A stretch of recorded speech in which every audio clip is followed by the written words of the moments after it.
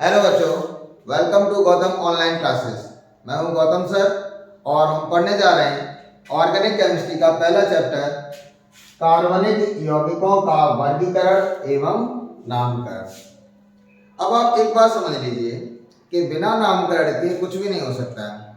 अब आप यहीं से समझ लीजिए, जैसे आपका नाम ना हो तो क्या बोलेंगे? पीली शर्ट वाले, नीली शर्ट वाले, लाल शर्ट वाले, नीले पैंट वाले, पीले पैंट वाले, इसी तरीके से तो बोला जाएगा ना। काली शर्ट वाले, मैं काली पहने हूँ तो क्या बोलोगे? काली शर्ट वाले। आप पीला पहने होंगे तो ये तो बोला जाएगा। तो नामकरण हर एक चीज का बहुत जरूरी होता है। ऑर्गेनिक केमिस्ट्री बेटा हमें तब तक नहीं समझ में आएगी जब तक कि हमें उनका नाम ना पता हो। तो इसीलिए सर्वप्रथम हम क्या करते हैं, सबसे पहले क्या करेंगे? पहले हम वर्गीकरण करेंगे कार्बनिक यौगिकों का, उसके बाद नामकरण करेंगे, उसके बाद उसके आगे के चैप्टर के बारे में हम पूरा समझते हैं। उनकी ऑर्गेनिक यौगिकों की क्रियाविधि कैसे बनाए जाते हैं, रिएक्शंस एटसेट्रा सभी पढ़ेंगे। लेकिन सबसे पहले हम क्या करेंगे? कार्बनिक यौगिकों का नामकरण। ओके, तो नामकरण करने से पहले हम क्या करेंगे? कार्बनिक यौगिकों का वर्गीकरण। ठीक है, तो हमने क्या किया? तो कार्बनिक यौगिकों का वर्गीकरण करेंगे। तो कार्बनिक यौगिकों को हम क्या करें? दो पार्ट में डिवाइड करते हैं। कौन से? एक तो खुली श्रृंखला या अचक्रीय यौगिक बोलते हैं, ठीक है, और दूसरे क्या होंगे? बंद श्रृंखला या चक्रीय यौगिक। तो हमने क्या किया? कार्बनिक यौगिकों को दो भागों में डिवाइड कर दिया। कौन से हो गए? खुली श्रृंखला या अचक्रीय यौगिक, इन्हीं को इंग्लिश में हम क्या बोलते हैं? ओपन चेन और एसाइक्लिक कंपाउंड। दूसरे कौन से हो गए? बंद श्रृंखला या चक्रीय यौगिक, और इसी को हम क्या बोल देते हैं? क्लोज चेन और साइक्लिक कंपाउंड। ओके, अब जो बंद श्रृंखला या चक्रीय यौगिक हैं, इनको हम फिर दो भागों में विभाजित किया जाता है। क्या किस किस में विभाजित करेंगे? एक क्या होते हैं? समचक्रीय यौगिक, यानी कि हम क्या बोल देते हैं? होमोसाइक्लिक कंपाउंड बोल देंगे। दूसरे क्या होते हैं? विषम चक्रीय यौगिक, यानी कि हम क्या बोल देंगे? हाइड्रोसाइक्लिक कंपाउंड बोल देंगे। ओके, अब क्या करेंगे? जो समचक्रीय यौगिक जो होते हैं, ये भी दो भागों में विभाजित हो जाते हैं। ठीक है ना? कौन कौन से होंगे? एलिसाइक्लिक समचक्रीय यौगिक, यानी कि एलिसाइक्लिक होमोसाइक्लिक कंपाउंड, और दूसरे कौन से होंगे? एरोमेटिक समचक्रीय यौगिक, यानी कि एरोमेटिक होमोसाइक्लिक कंपाउंड। इसी तरह विषम चक्रीय यौगिकों को बेटा भी हम दो भागों में विभाजित करते हैं। कौन कौन से भागों में? एलिसाइक्लिक विषम चक्रीय यौगिक, और दूसरे कौन से हो जाएंगे? एरोमेटिक विषम चक्रीय यौगिक। ठीक है, अब हमने फिर क्या किया है? जो एरोमेटिक समचक्रीय यौगिक होते हैं, इनको हम फिर दो भागों में विभाजित करते हैं। कौन से हो जाएंगे? बेंजीनॉइड, और दूसरे कौन से हो जाएंगे? Non benzenoid. इस तरीके से हम पूरा वर्गीकरण कर देते हैं, यानी कि इनके पूरे खानदान का हम वर्गीकरण कर देंगे। कार्बनिक यौगिक कहाँ कहाँ वर्गीकृत होंगे, जाके कौन किसके भागों में विभाजित होगा, है ना। जैसे हमारी फैमिली होती है ना, पूरे एक बाबा दादा रहे होंगे और पूरे बाबा दादा के दो बच्चे, दो बच्चों के फिर क्या हुआ? एक बच्चे की शादी नहीं हुई, ये रह गए कुंवारे। ठीक है ना।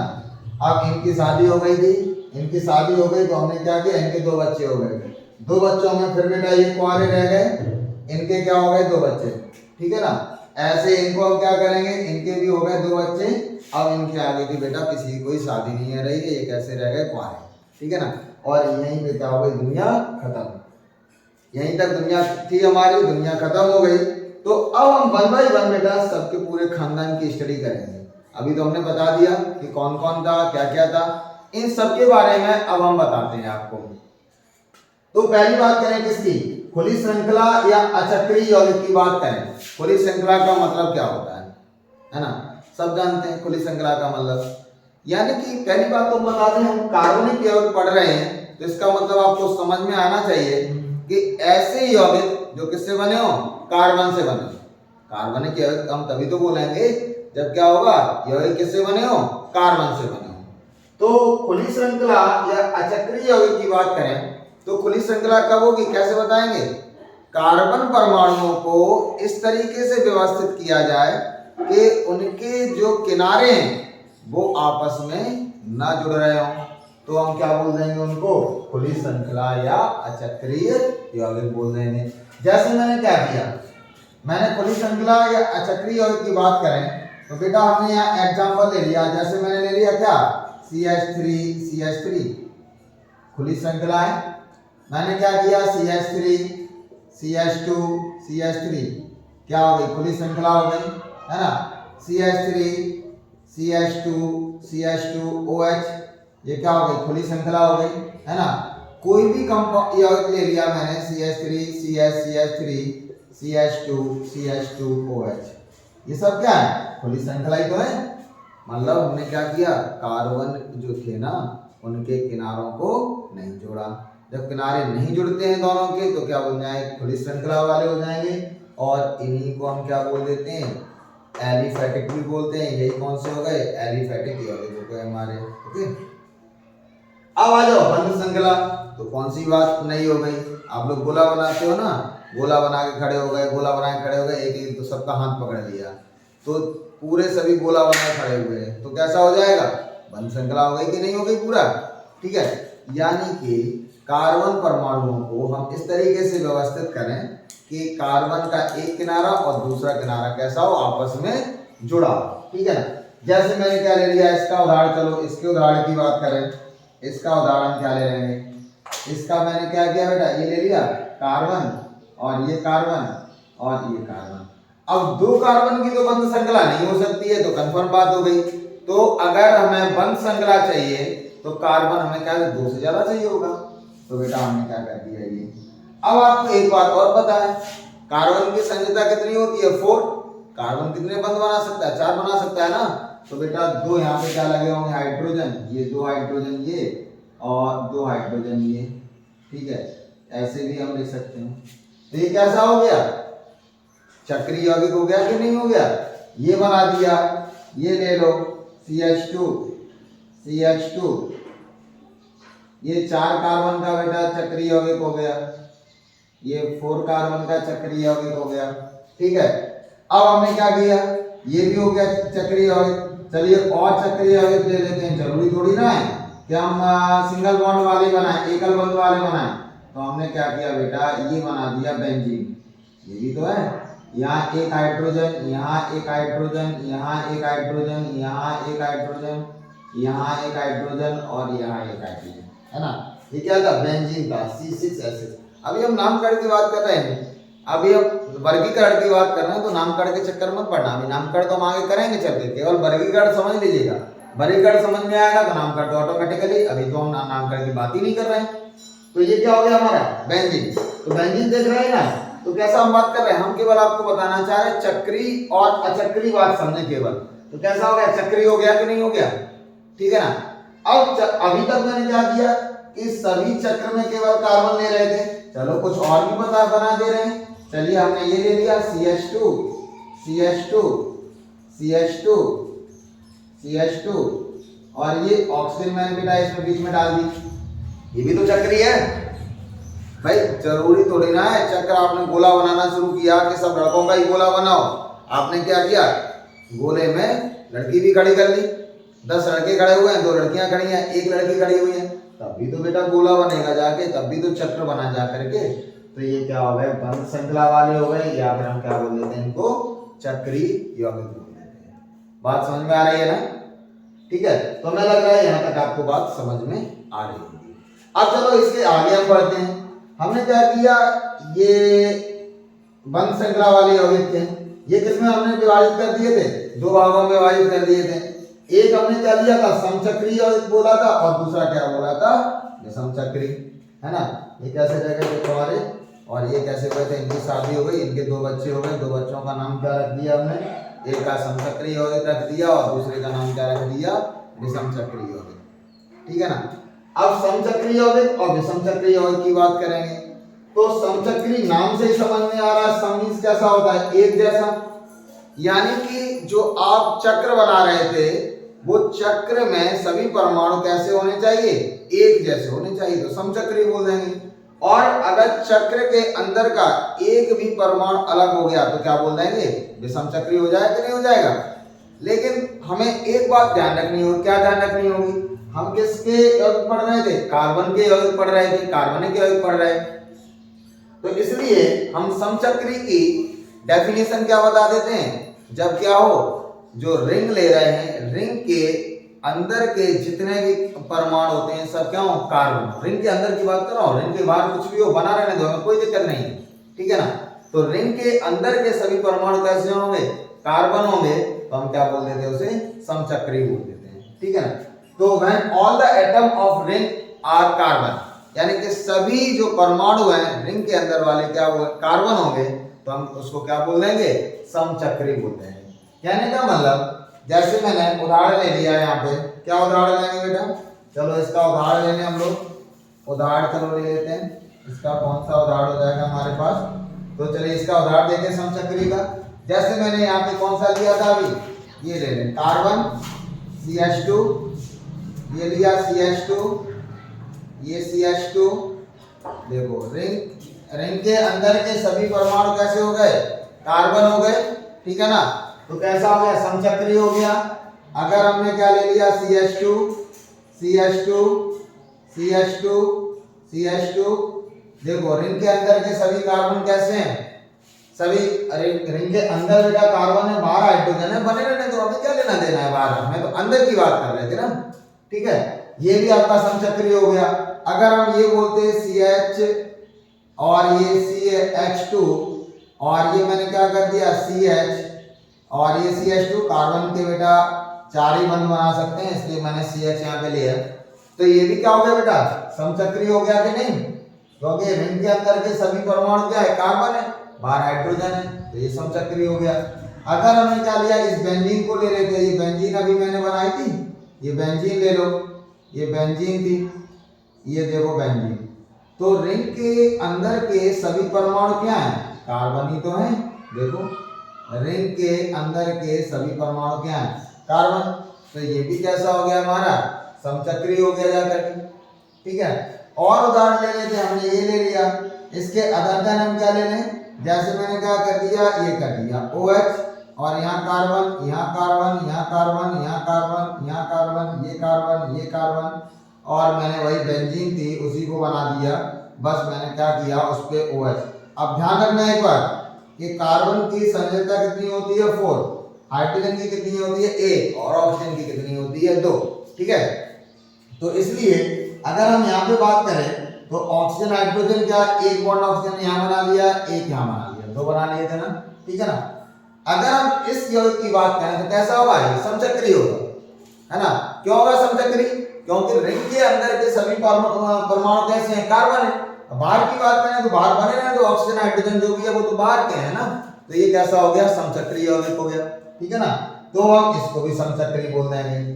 अब क्या होता है, समचक्री हमने देख लिया, तो समचक्री आपको समझ में आया, एक बार और मैं बता देता हूँ समचक्री क्या होता है। जब रिंग के अंदर के सभी परमाणु क्या हो, कार्बन, अब उन कार्बन के बीच में एकल बंध हो, द्विबंध हो, है ना, उससे हमें कोई लेना देना नहीं होता है। रिंग के बाहर कौन सा परमाणु है, नाइट्रोजन है, ऑक्सीजन है, सल्फर है, हमें कोई लेना देना नहीं होता है, बस रिंग के अंदर देखना, इस बात को ध्यान रखना, ठीक है।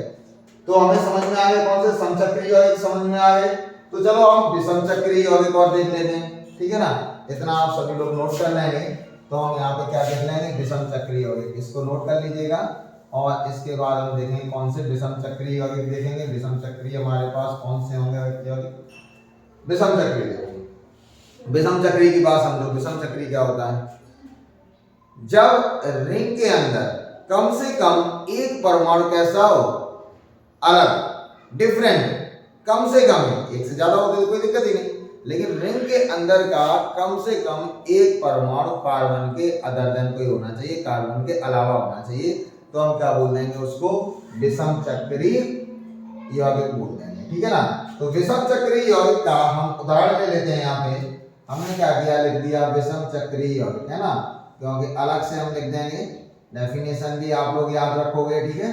और होमोसाइक्लिक की, यानी कि मैंने इसकी भी डेफिनेशन बताई थी, क्या लिख लेना आप अपने नोट्स में, क्या लिख लेंगे, समचक्री की, जब रिंग के अंदर के सभी परमाणु क्या होते हैं, कार्बन होते हैं, तो हम क्या बोल देते हैं, समचक्री या कार्बोसाइक्लिक।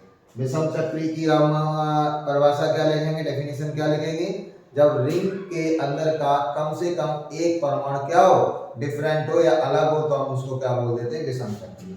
विषम चक्रीय यौगिक के उदाहरण देखिए। कौन कौन से उदाहरण होंगे विषम चक्रीय यौगिक के हमारे पास? हमने क्या ले लिया, ये कार्बन कार्बन, ठीक है, और इन दो कार्बन के बीच में फंसा दी क्या, एक ऑक्सीजन। यानी हमने क्या किया, दो लड़कों के बीच में एक लड़की फंसा दी, ठीक है, ये तो हुआ। तो बेटा ये क्या हो गया, अब कार्बन की संख्या कितनी होती है, 4, 4, तो एक बॉन्ड बना हुआ है, दो बॉन्ड बना हुए हैं, तीसरा बॉन्ड ये, चौथा बॉन्ड ये, ओके। ऐसे ही यहाँ पे तीसरा ये और चौथा ये, और ये क्या हो गया, एक ऑक्सीजन बची थी, ऑक्सीजन की संख्या 2 होती है, तो वो है। इसका नाम भी चलो बता देते हैं, हम क्या बोलते हैं, ऑक्सीरेन बोलते हैं। इसका जो साधारण नाम है, अभी आगे नोमेनक्लेचर यानी नाम कर पढ़ेंगे तब और बताएंगे, लेकिन अभी कुछ यौगिकों के नाम हैं उनको आप याद करते चलें। ये हो गया ऑक्सीजन, है ना, दो कार्बन के, दो लड़कों के बीच में एक लड़की फंसाई थी। अब हम क्या करें, चलो और आगे चलते हैं। अभी दो लड़कों के बीच में एक लड़की फंसाई थी, अभी हमने क्या कर दिया, इसको कर दिया 3 लड़के ले लिए, और 3 लड़कों के बीच में, अब लड़की है तो बेटा अलग रंग से लिखते हैं, ठीक है, तो ये तीसरी लड़की फंसा दी, है ना, तो 3 लड़कों के बीच में एक लड़की फंसा दी, तो ऑक्सीजन की तो संख्या 2 होती है, तो 2 बनी रहने दो। कार्बन की 4 होती है, 2 हो जाएंगे तो हाइड्रोजन हो गए, ऐसे ही 2 हाइड्रोजन यहाँ पे, ऐसे ही 2 हाइड्रोजन यहाँ पे। इसका नाम क्या होता है, ऑक्सीटेन। इस यौगिक को हम बोलते हैं ऑक्सीटेन, ठीक है। चलो फिर करते जाते हैं, आगे करेंगे, आगे क्या करेंगे और आगे देखते हैं। हमने क्या किया बेटा यहाँ पे, अब हमने लड़के और बढ़ाते जा रहे हैं, फिर लड़के बढ़ा दिए। हमने क्या किया, लड़के कितने ले लिए, 4 लड़के ले लिए, ठीक है। अब 4 में हम क्या करेंगे, आओ देखते हैं क्या करेंगे, एक और लड़की फंसा लेते हैं। 4 के बीच में हमने क्या फंसा दी, एक लड़की और फंसा दी, फंस गई, ठीक है, अच्छे से फंस गई, देख लीजिए ना। तो चलो आगे चलते हैं। अब कार्बन की संख्या कितनी होती है बेटा, 4, तो CH2 CH2 CH2 CH2। इस कंपाउंड का नाम, इस यौगिक का नाम क्या होगा, टेट्राहाइड्रोफ्यूरान। इसको हम क्या बोलते हैं, टेट्राहाइड्रोफ्यूरान, टेट्राहाइड्रोफ्यूरान, टेट्राहाइड्रोफ्यूरान, ओके। इसका एक्चुअली में मैंने अंग्रेजी में लिखा, इसका पर्पज है मेरा, क्योंकि जब आप ऑर्गेनिक केमिस्ट्री पढ़ेंगे तो एक शॉर्ट में नाम देखने को मिलेगा THF, ये जगह जगह लिखा मिलेगा THF। ये एक विलायक होता है THF, तो आप वहां देख लेंगे THF क्या है, विलायक है, तो टेट्राहाइड्रोफ्यूरान क्या है, THF, यही टेट्राहाइड्रोफ्यूरान है। तो देखो ये क्या हो गया सभी, अगर हम देखें तो विषम चक्रीय यौगिक हमें दिख रहा है कि नहीं दिख रहे हैं, विषम चक्रीय यौगिक ये होता। चलो विषम चक्रीय और यौगिक और बना दें। हमने क्या किया बेटा, ये देख लो टेट्राहाइड्रोफ्यूरान है, ये भी देखो विषम चक्रीय यौगिक है, ये देखो CH, C double bond CH, ठीक है, ये ऑक्सीजन, ये भी क्या है, विषम चक्रीय यौगिक है, इसका भी नाम अभी हम बताएंगे, इसको बोलते हैं फ्यूरान। ये टेट्राहाइड्रोफ्यूरान था, देखो कार्बन कार्बन में सिंगल बॉन्ड था, तब क्या था ये टेट्राहाइड्रोफ्यूरान, और हम इसको क्या बोलते हैं, फ्यूरान। ये क्या हो गया, फ्यूरान, ठीक है। ऐसे क्या करें, ऑक्सीजन की जगह हमने क्या फंसा दी, ऑक्सीजन की जगह हमने फंसा दिया किसे, सल्फर को, या क्या था CH, ये भी था CH, ओके। अगर हमने क्या किया, इसकी जगह फंसा दी किसे, सल्फर को, ऑक्सीजन की जगह हम किसको ले आए बेटा, सल्फर को, ये सल्फर, तो इसका नाम क्या बोल देते हैं, थायोफीन। तो ये भी तो बेटा विषम चक्रीय यौगिक हो गया कि नहीं हो गया, ठीक है ना। तो हमें यहाँ से समझ में आ गया कि विषम चक्रीय यौगिक क्या होते हैं, जब क्या हो कि कार्बन के अलावा भी चक्र के अंदर कोई दूसरा परमाणु उपस्थित हो, तो उन्हें विषम चक्रीय यौगिक हम बोल देते हैं, ठीक है ना। तो चलो यहाँ तक बात क्लियर हो गई हमारी, यहाँ तक सभी को आ रहा है ना, अब कोई दिक्कत तो नहीं यहाँ तक। चलो यहाँ तक कोई दिक्कत नहीं, तो हम आगे चलते हैं। समचक्रीय हमने समझ लिया, विषम चक्रीय समझ लिया। अब हम क्या देखेंगे, एलिसाइक्लिक, और दूसरे क्या नाम आ गया, एरोमेटिक। यानी कि समचक्रीय यौगिक को फिर दो भाग में विभाजित कर दिया, किसमें, एलिसाइक्लिक समचक्रीय यौगिक, और कौन से हो गए, एरोमेटिक समचक्रीय यौगिक। तो चलिए पहले हम बता देते हैं कौन से, एलिसाइक्लिक समचक्रीय यौगिक बता देते हैं, ठीक है ना। हम क्या करेंगे, एलिसाइक्लिक समचक्रीय यौगिक बनाते हैं, ठीक है ना। चलो इसको ऐसे ही मिटा देते हैं, अच्छा लगेगा। एलिसाइक्लिक समचक्रीय यौगिक, तो हम पहले देखेंगे एलिसाइक्लिक का मतलब क्या होता है। एलिसाइक्लिक का मतलब देख लें, एलिसाइक्लिक समचक्रीय यौगिक हम इसको देख रहे हैं, ठीक है। तो एलिसाइक्लिक समचक्रीय यौगिक ऐसे होमोसाइक्लिक यौगिक है ना, जो किसकी तरह लगते हो, एलिफैटिक यौगिकों की तरह। ऐसे समचक्रीय यौगिक जो एलिफैटिक यौगिकों की तरह होते हैं, उन्हीं को क्या बोल देते हैं हम, एलिसाइक्लिक समचक्रीय यौगिक, ठीक है ना। तो हमने जो समचक्रीय यौगिक बनाए थे, बस क्या हो, कैसे होने चाहिए, एलिफैटिक यौगिक की तरह। तो जैसे ये हो गया था साइक्लोप्रोपेन, अभी मैंने बनाया था बेटा, ये साइक्लोप्रोपेन, ये कौन सा हो गया, साइक्लोप्रोपेन हो गया। इसको क्या बोलते हैं, यौगिक क्या है, साइक्लोप्रोपेन है। ये क्या है, साइक्लोप्रोपेन। नेम पे अभी आप टेंशन ना लें, नाम कार्ड पे कोई लेना देना नहीं है। मेरा उद्देश्य अभी केवल क्या है, वर्गीकरण कराना। साइक्लोप्रोपेन, ठीक है। और ये 4 कार्बन का क्या हो गया, साइक्लोब्यूटेन हो गया। इसको हम क्या बोल देंगे, साइक्लोब्यूटेन। ये हो गया साइक्लोब्यूटेन, ठीक है। ऐसे हमने क्या ले लिया, 5 कार्बन का ले ले, तो क्या हो गया, carbon carbon carbon carbon carbon carbon, ठीक है। क्योंकि हम सब चक्र की बात कर रहे हैं, तो रिंग के अंदर के सभी परमाणु कैसे होने चाहिए, कार्बन होना चाहिए, ये कार्बन। इसका नाम क्या होता है, साइक्लोपेंटेन। इसको हम क्या बोलेंगे, साइक्लोपेंटेन, ठीक है। ऐसे हमने क्या किया, कार्बन 6 कार्बन का ले लिया, 6 कार्बन का हमने रिंग ले ली, ठीक है। अब देखो इसमें और इसमें अंतर समझ लेना। अब हम क्या कर रहे हैं, यहाँ पे CH2 लिख रहे हैं, ये CH2 CH2 CH2 CH2 CH2 CH2। अब मैंने रिंग के अंदर डबल बॉन्ड नहीं बनाए, अभी द्विबंध नहीं बना रहे हैं। जब एक को छोड़ के 3 डबल बॉन्ड होते हैं तब ये बेंजीन होती है। ये क्या है, इसको बोलते हैं साइक्लोहेक्सेन। अभी नाम का हम अच्छे से बताएंगे आपको, तो आप अभी टेंशन ना लें, परेशान ना हो, केवल नाम का अभी हम क्या देखेंगे, वर्गीकरण। तो ये एलिसाइक्लिक होमोसाइक्लिक, देखो सभी साइक्लिक हैं, हम देख रहे हैं ना, समचक्रीय है। देखो ये भी समचक्रीय है, ये भी समचक्रीय है, ये भी समचक्रीय है, ये भी समचक्रीय है, ठीक है ना। तो समचक्रीय हो गए, और उसमें भी क्या बोल देते हैं हम, एलिसाइक्लिक। क्योंकि समचक्रीय में तो बेटा ये भी है, ये भी है, लेकिन हम इसको बेटा एलिसाइक्लिक में नहीं बोल रहे हैं। कौन सा है, एलिसाइक्लिक ही होता है, ठीक है। तो चलो एलिसाइक्लिक हमारे पास हो गए। अब हम कौन से देखेंगे, एरोमेटिक समचक्रीय यौगिक। तो एरोमेटिक समचक्रीय यौगिक देखने के लिए क्या है कि हमारे पास कुछ कंडीशंस होती है ना। एरोमेटिक बताने के लिए हम क्या करेंगे कि पहले हमें एरोमेटिसिटी की कंडीशंस पता होनी चाहिए, शर्तें होती हैं कि एरोमेटिक यौगिक कब होगा। शर्तों के बारे में हम डिटेल में बाद में डिस्कस करेंगे, लेकिन अभी थोड़ा सा हम बता देते हैं कि एरोमेटिक यौगिक जो एरोमेटिसिटी की शर्तें क्या होंगी, कब कंपाउंड जो यौगिक होता है वो एरोमेटिक होता है, लिखाएंगे हम बाद में। आज हम बता देते हैं थोड़ा सा, क्योंकि वर्गीकरण कर रहे हैं, थोड़ा सा आपको इसके बारे में जानकारी होनी चाहिए। तो एरोमेटिक यौगिक कब होगा, पहली शर्त है क्या होना चाहिए, चक्रीय होना चाहिए। तो एरोमेटिक यौगिक कब होगा, तो हम क्या करें, पहले एरोमेटिक यौगिक बताने के लिए यौगिक कैसा होना चाहिए हमारे पास, चक्रीय। मैं शर्तें लिख दे रहा हूं यहाँ पे, एरोमेटिक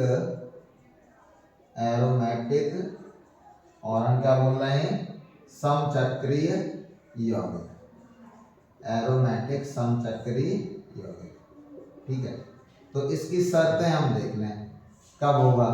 पहला तो शर्त क्या हमारे पास, पहली शर्त क्या होनी चाहिए, पहली शर्त हमारे पास क्या है, जो यौगिक कैसा होना चाहिए, चक्रीय, है ना। यौगिक चक्रीय होना चाहिए, पहली तो शर्त है।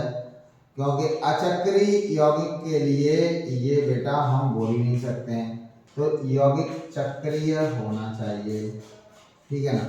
तो पहली शर्त मैंने लिख दी, यौगिक चक्रीय होना चाहिए, ठीक है। चलिए, यानी कि साइक्लिक होना चाहिए।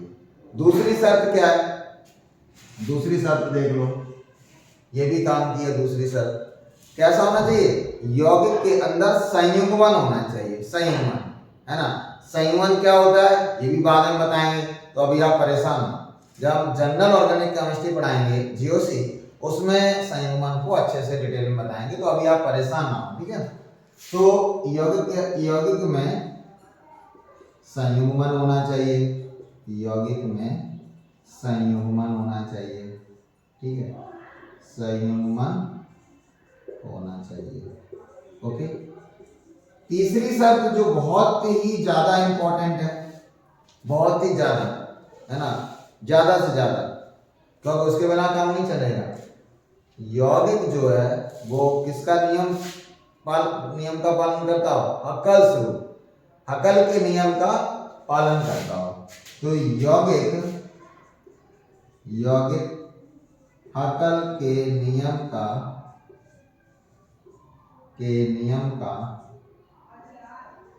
पालन करता हो, ओके। हक्कल का नियम क्या है, 4n+2 पाई इलेक्ट्रॉन होने चाहिए। जो यौगिक है ना, उसके अंदर क्या होना चाहिए, 4n+2 पाई इलेक्ट्रॉन होना चाहिए। तो क्या होगा, वो हक्कल के नियम का पालन करता होगा, ठीक है। तो बेटा हम ये एरोमेटिक समचक्रीय यौगिक की जो शर्तें थी एरोमेटिसिटी की, तो वो बाद में बताएंगे कब यौगिक एरोमेटिक होता है कब नहीं होता है। लेकिन मैंने थोड़ा सा आपको बताया है कि एरोमेटिक कब होगा, जब क्या होना चाहिए, यौगिक चक्रीय होना चाहिए, दूसरा संयुग्मन होना चाहिए, तीसरा क्या होना चाहिए, हक्कल के नियम का पालन करता हो। तो ये सब चीजें डिटेल में हम बाद में पढ़ेंगे, लेकिन अभी मैंने थोड़ा सा बता दिया। तो आपको एलिसाइक्लिक और एरोमेटिक समझ में आया। अब एरोमेटिक के बेटा क्या हो गए, दो बेटे हो गए, है ना। कौन सा हो गया, एक अच्छा बेटा और एक बेकार बेटा, है ना।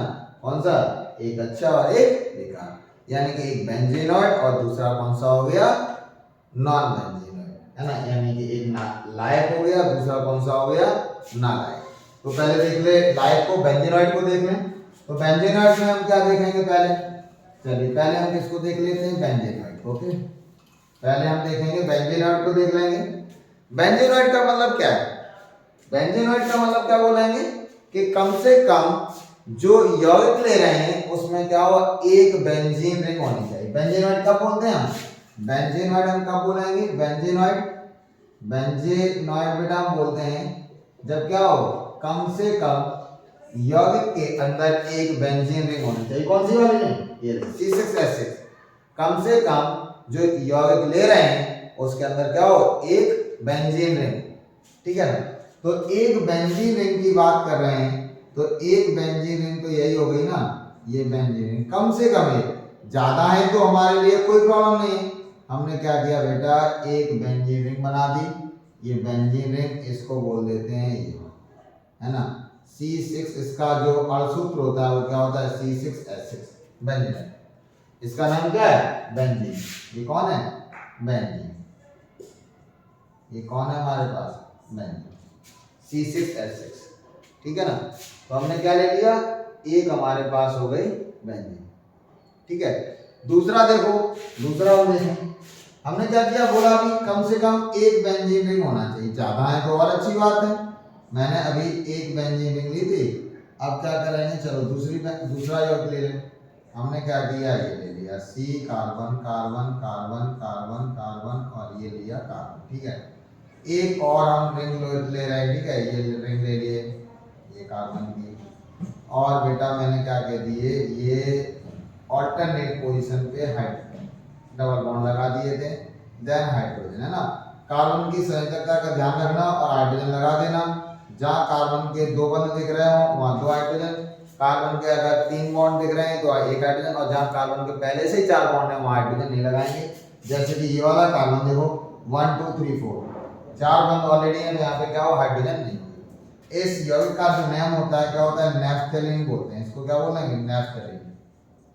ये क्या हो जाएगा, नैफ्थेलिन, ठीक है ना। जैसे मैंने नैफ्थेलिन लिया, वैसे हम क्या करेंगे, एक आपका बेंजीनॉइड का एक और हम यौगिक ले लें। हमने इसको बेंजीन बोला था, अभी देखो इसको देख रहे हैं ना, ये बेंजीन थी हमारे पास, ये बेंजीन आपको दिख रही थी ना, ये बेंजीन थी हमारे पास।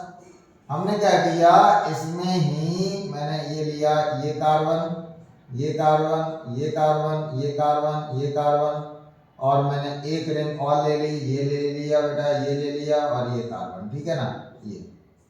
और सभी के हम क्या करेंगे, पूरे हाइड्रोजन कर दो, संयोजकता पूरी करो, हमेशा आधी अधूरी ना छोड़ो। किसी को आधा अधूरा छोड़ना क्या हो जाता है, बेकार होता है, कभी आधा अधूरा नहीं छोड़ना चाहिए, ठीक है। अब देखो हमने क्या किया, 3 रिंग को मिला दिया, इसका नाम होता है, क्या बोलेंगे, एंथ्रासीन। इसका नाम क्या होता है, एंथ्रासीन। तो ये क्या हो गया हमारे पास, बेंजीनोइड होता है ना। और भी बेंजीनोइड ले सकते हैं, जैसे मैंने क्या ले लिया, ये फिनॉल होता है, ये भी बेंजीन है, तो बेंजीनोइड हो गया। NH2 एनिलीन इसका नाम होता है, ये भी क्या हो गया, बेंजीनोइड हो गया। जहां पे भी बेंजीन रिंग है सब क्या हो जाएंगे, बेंजीनोइड। हमने क्या ले लिया, ये क्लोरोबेंजीन ले लेंगे, ये क्या होगा, बेंजीनोइड हो गया, है ना। हमने क्या बेंजल्डिहाइड ले लिया, ये भी कैसा होगा, बेंजीनोइड होगा। हमने क्या ले लिया, COOH ले लिया, बेंजोइक अम्ल ले लिया, ये सब क्या है, बेंजीनोइड। सिंपल सी बात है, एक बात समझे कि जिसमें भी एक बेंजीन रिंग होगी उसको क्या बोल देंगे हम, बेंजीनोइड। बेंजीन रिंग क्या होती है मैंने बता दी, ये बेंजीन रिंग होती है, ठीक है ना। इनको मैंने ऐसे लिख दिया, परेशान ना हो, अभी अब हम नामकरण बताएंगे तो ये सब बताएंगे, बॉन्ड लाइन नोटेशन और इस सब के बारे में बताएंगे, ठीक है ना। तो अभी एक जो मेन बात है आप समझिए कि जिसके अंदर पास एक बेंजीन रिंग होती है वो क्या होता है, बेंजीनोइड होता है। जो अल्टरनेट डबल बॉन्ड होते हैं इनको हम गोला करके अभी लिख दिए, गोला करके क्यों लिखे इसका कार्ड भी बताएंगे, लेकिन आगे चल के बताएंगे, ओके। अब दूसरे आ गए कौन से हमारे पास, non benzenoid. Non benzenoid aromatic समचक्रीय यौगिक, है ना, यानी कि बेंजीन नहीं होनी चाहिए, समचक्रीय होना चाहिए, लेकिन क्या हो, बेंजीन रिंग ना हो, और एरोमेटिक भी होना चाहिए, ठीक है। तो एरोमेटिक के लिए ये जरूरी नहीं है, शर्त में मैंने ये नहीं लिखाया था कि एरोमेटिक तब होगा जब बेंजीन होगी, ऐसा मैंने कुछ नहीं लिखा है। एरोमेटिक के लिए मैंने 3 शर्तें बताई थी, कैसा होना चाहिए, चक्रीय होना चाहिए, दूसरा उसमें क्या होना चाहिए, संयुग्मन होना चाहिए, तीसरा क्या होना चाहिए, हक्कल रूल को फॉलो करता हो। मैंने कहीं नहीं बोला है कि उसके पास बेंजीन रिंग होना चाहिए, ठीक है ना। तो अगर बेंजीन रिंग नहीं है तब भी कैसा होना चाहिए, एरोमेटिक हो सकता है, ठीक है ना। तो हम कौन सा पढ़ रहे हैं, एरोमेटिक समचक्रीय यौगिक देख रहे हैं।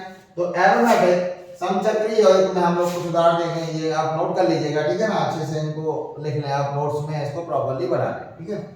तो एरोमेटिक समचक्रीय यौगिक बेटा देख लें हम लोग, एरोमेटिक समचक्रीय यौगिक।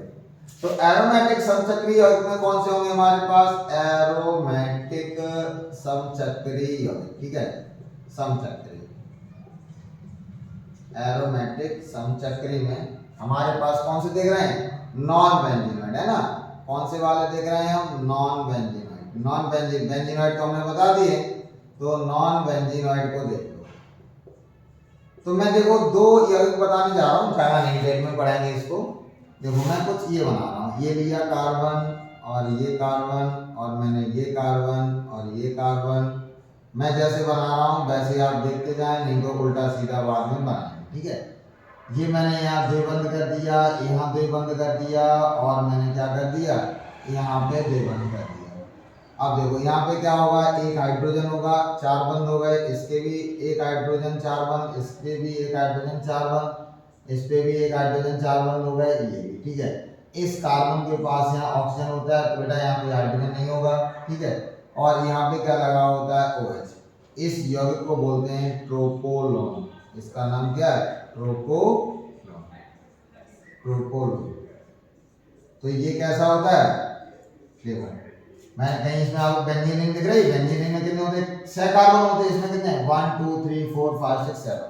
तो इसमें कार्बन कितने हैं, 7 कार्बन का परमाणु है, यौगिक है, ठीक है ना। तो ये इसमें कहीं बेंजीन रिंग तो है नहीं बेटा, ठीक है ना। लेकिन मैं बोल रहा हूँ कैसा होता है, ये एरोमेटिक होता है, तो मैं बोल रहा हूँ तो आप भी मान लो, आपको भी मानना पड़ेगा, ठीक है ना। तो आप भी माने, कैसा होगा, ये एरोमेटिक है, बाद में हम बताएंगे क्यों एरोमेटिक था, ठीक है, तब आप अच्छे समझेंगे। तो अभी मैंने शर्तें बताई थी, शर्तों को अच्छे से एक्सप्लेन करेंगे। तो कैसा हो गया, एरोमेटिक समचक्रीय है लेकिन कैसा है, नॉन बेंजीनोइड है, ठीक है। तो ये कौन सा हो गया, ट्रोपोलोन हो गया। ट्रोपोलोन की तरह एक यौगिक और बना रहा हूं, तो जैसे आपने ट्रोपोलोन का संरचना बनाई थी, चलो हम वैसे ही ट्रोपोलोन की तरह दोबारा से बनाएंगे, है ना। हम क्या करेंगे, फिर 7 कार्बन बना लो, जैसे आपने ट्रोपोलोन को बनाया था वैसे 7 कार्बन हमने फिर बना दिए, ठीक है। मैंने अब एक डबल बॉन्ड यहाँ पे और एक डबल बॉन्ड यहाँ पे और एक डबल बॉन्ड मैंने क्या कर दिया यहाँ पे, ठीक है। यहाँ पे क्या हाइड्रोजन है, यहाँ हाइड्रोजन है, यहाँ हाइड्रोजन होगी, चार बंद बनाते जाओगे, यहाँ हाइड्रोजन, यहाँ हाइड्रोजन। और मैंने क्या किया बेटा, एक इसके साथ रिंग और बनाऊंगा ये, ठीक है। अब देखो, अब क्या है, मैंने यहाँ पे ये बना दिया और ये बना दिया, ठीक है। तो इसको हम क्या बोल देते हैं, एजिलीन होता है। ये कैसा, ये कौन सा यौगिक होता है, एजिलीन। ये कौन सा हो जाएगा, एजिलीन हो जाएगा। इस यौगिक को हम क्या बोल देते हैं, एजिलीन, ठीक है ना। तो ये भी कैसा होता है, एरोमेटिक यौगिक होता है। लेकिन कैसा है आपका ये, एरोमेटिक नॉन बेंजीन। ओके, तो यहाँ तक की कहानी आपको समझ में आ गई। जब यहाँ तक की कहानी समझ में आ गई तो अब आ जाते हैं विषम चक्रीय यौगिक।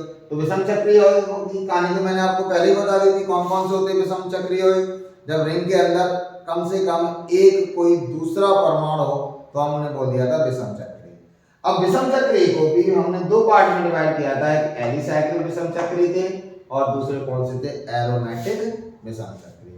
तो एलिसाइक्लिक और एरोमेटिक विषम चक्रीय की बात कर रहे हैं, ठीक है।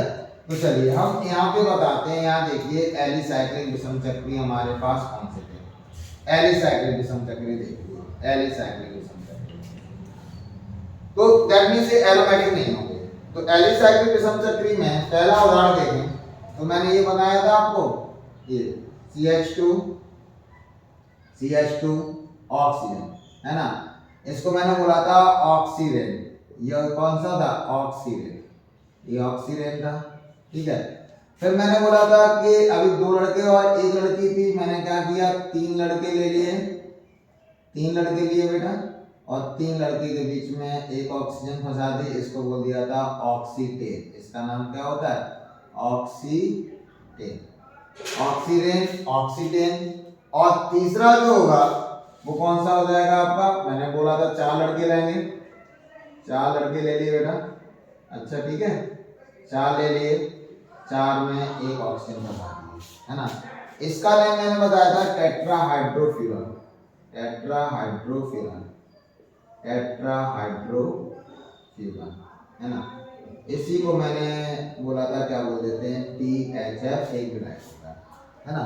तो ये सब कैसे हो गए, एलिसाइक्लिक विषम चक्रीय यौगिक, ठीक है। एलिसाइक्लिक देख लिए, तो हम कौन से देखेंगे, एरोमेटिक विषम चक्रीय यौगिक। कौन से देख रहे हैं हम लोग अब, एरोमेटिक विषम चक्रीय यौगिक। तो चलो एरोमेटिक विषम चक्रीय यौगिक देख लो, एरोमेटिक विषम चक्रीय यौगिक, ओके। चलो इनको देख लेते हैं। यानी कि क्या होना चाहिए, ये कैसे होंगे, एरोमेटिक होंगे, लेकिन कैसे होंगे, विषम चक्रीय। फिर मैं बोल रहा हूं कि एरोमेटिक के लिए कोई ये शर्त तो है नहीं कि कैसा होना चाहिए, समचक्रीय हो या विषम चक्रीय हो। तो एरोमेटिक की मैंने शर्तें बताई कि कैसा होना चाहिए, चक्रीय होना चाहिए। समचक्रीय और विषम चक्रीय मैंने नहीं बोला है, ठीक है। चक्रीय होना चाहिए, संयुग्मन होना चाहिए और हकल के नियम का पालन करता हो, बस मैं तो यही चाहिए ना। तो समचक्रीय हो या विषम चक्रीय, इससे हमें कोई लेना देना नहीं है। एरोमेटिक हो सकता है वो चाहे समचक्रीय हो या विषम चक्रीय हो, इस बात को आप ध्यान रखेंगे ना।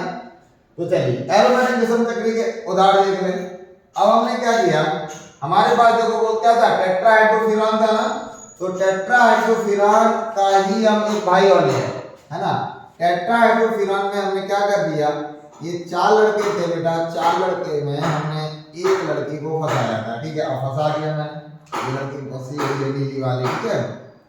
लेकिन अंतर क्या हो रहा है, यहाँ मैंने द्विबंध लगा दिए, वहां देखो कार्बन कार्बन के बीच में क्या था, एकल बंध था। तो यहाँ पे एक ही हाइड्रोजन होगी, यहाँ एक हाइड्रोजन, यहाँ एक हाइड्रोजन, और इसको क्या बोल देते हैं, फ्यूरॉन। इसका नाम होता है फ्यूरॉन, ठीक है।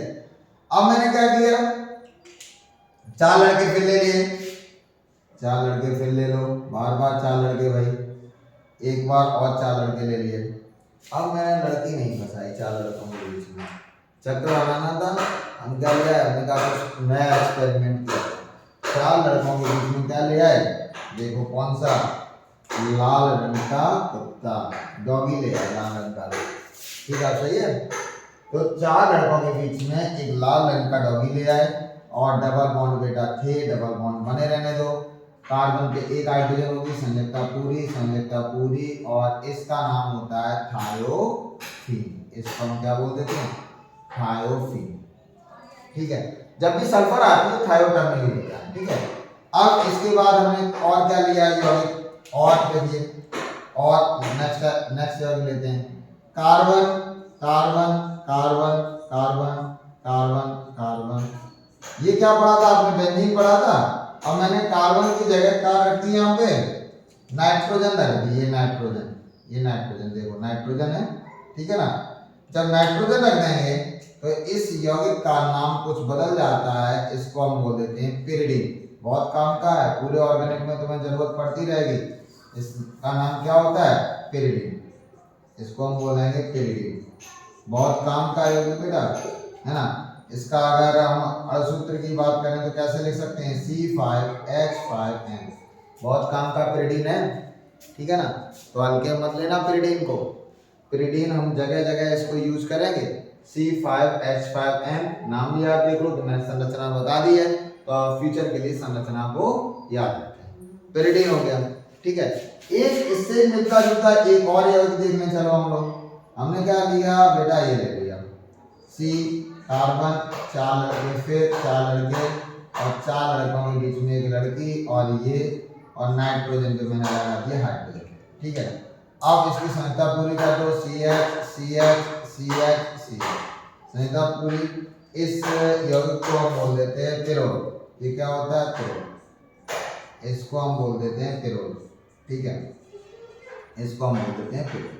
ओके, तो ये देखो क्या है, सब के सब विषम चक्री हैं, और सब के सब क्या है? ये एरोमेटिक है। विषम चक्री भी है, और क्या हो गए? एरोमेटिक। ठीक है, तो मुझे लगता है कि अब पूरा आपको वर्गीकरण समझ में आया होगा यहाँ पे। तो मैं एक बार और आपको बताता हूँ।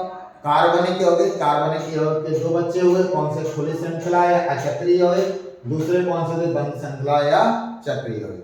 इनके कोई बच्चा नहीं हुआ बेटा, ये खाली रह गए। इनके बंद श्रृंखला या चक्रीय यौगिक को फिर दो भागों में डिवाइड किया। कौन से? समचक्रीय यौगिक, और दूसरे कौन से हो गए? विषम चक्रीय यौगिक। समचक्रीय यौगिकों को फिर हमने दो पार्ट में डिवाइड किया। कौन से हुए? Alicyclic and aromatic. एरोमेटिक को फिर मैंने दो भागों में विभाजित किया। कौन सा? Benzenoid and non benzenoid. और विषम चक्रीय को बेटा हमने दो भागों में विभाजित किया, एलिसाइक्लिक एंड एरोमेटिक। ठीक है ना, तो इसके प्रॉपर्ली नोट्स बनाना, और नोट्स बना के इनको अच्छे से देखना, और हमें लगता है कि इसके बाद आपको पूरा समझ में आएगा। ठीक है, लेकिन एक बात ध्यान रखना, अगर समझ में आए और अच्छा लग रहा है तो कंफर्मली आप क्या करेंगे? लाइक करेंगे, सब्सक्राइब करेंगे, और शेयर करेंगे। ठीक है, तो इस बात को ज़्यादा से अच्छे से ध्यान रखना। मैंने बाद में जो बोला है, like, subscribe and share. Okay, thank you. अब आगे काम आगे।